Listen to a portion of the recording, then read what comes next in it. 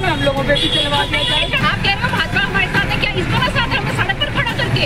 जो लेकिन कसूर क्या था? 10 दिन पहले इतने बड़े बड़े शोरूम खुले हैं सोने के, उनको बचा लिया गया क्योंकि अमीरों के साथ सब खड़े हैं। अंधा कानून है तुम्हारा, ये हम नहीं खड़े, हमारी लाशें खड़ी हुई हैं। ये लीजिए दोस्तों, बुलडोजर के आतंक पर महिलाओं ने बीजेपी नेता को दौड़ा दिया, पकड़े गए। महिलाओं के बोल सुन भागने के लिए होते रहे बेचैन। दोस्तों, कुछ ऐसा ही हुआ है बुलडोजर के आतंक पर।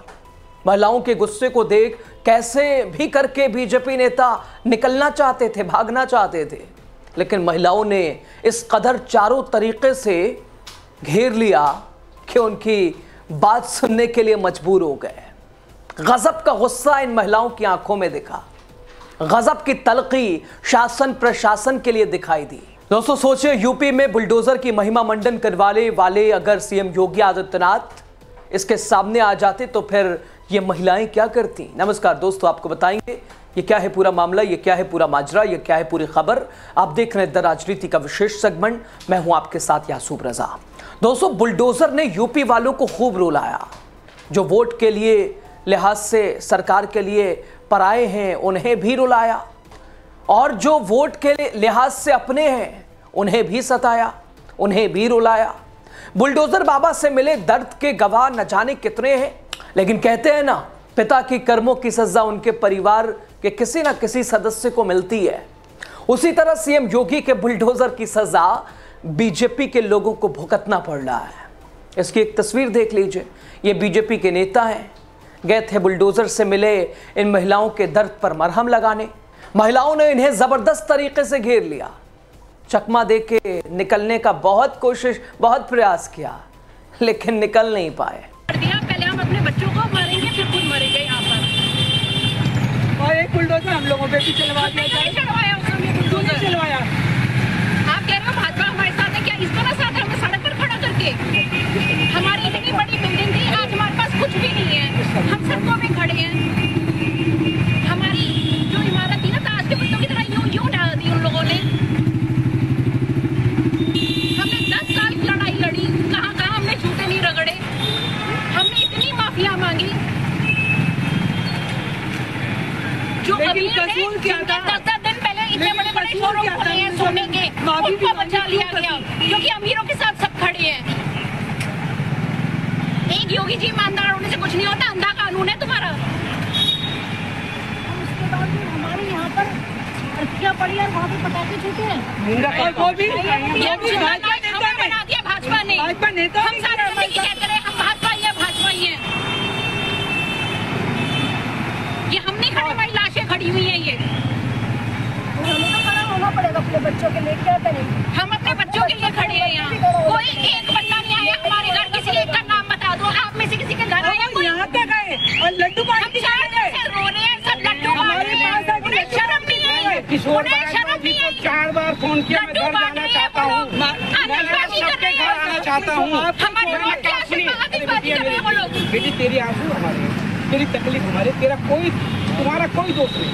तुमने जो कहा बिल्कुल मन की बात, बिल्कुल सही।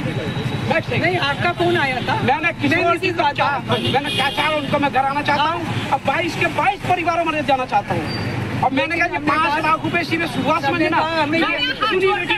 बुलडोजर के आगे हमारे बस इतना कर दो, इतना कर दो। हम समझते हैं मित्रता ऐसी ना निभाई किसी के साथ, ऐसी मित्रता निभाओ। किसी का नहीं उधर क्यों सरोज न्यायालय का ऑर्डर खत्म हो गया था, एकदम ही अचानक ही खत्म हो गया कि ये बिल्डिंग गिरे और ऑर्डर खत्म करें। ऑर्डर तो सेम था ना, सेम था ऑर्डर। तो आपको बर्बाद करना था। नहीं, हमें बर्बाद करना था, हमें बर्बाद कर दिया। अगले दिन ऑर्डर आ गया कि नहीं जी, आश्वासन दिया जा रहा है आपको, लड्डू बांटो, जय श्री राम, जय श्री राम, पटाखे फोड़ो। हमारे लोगों ने हमारी शटर कौन उठाएगा? हम कहाँ बैठेंगे? हम कहाँ बैठेंगे? अपराधी के बच्चे हैं ना वो। हमने क्या बैठते थे, पानी नहीं से हमने सब कुछ लिया। पानी किसी का बचपन से मेहनत, किसी का फायदा नहीं हुआ। बेटी है हमारा अपने मन में रखो, जब तक ये काम ना हो तब तक अपने दिमाग में गुस्सा रखिएगा। भाजपा नेताओं से बहुत ज्यादा नहीं माँ आप सॉरी क्यों बोलेंगे? बहुत ज्यादा नाराज है। मेरी बेटी है, वो कुछ भी कर सकती है, वो अधिकार है। चलो सर्वोच्च न्यायालय के ऑर्डर से पहले नहीं और कहने का अधिकार है। वो तो बाद में भी नहीं आए, हमारे हाथ तो पहुँचने नहीं आए। लाश के ऊपर लड्डू बांट के चले गए, लाश के ऊपर पटाखे बजा के चले गए वो। अब मैं आपके साथ बैठ दूं? हाँ जी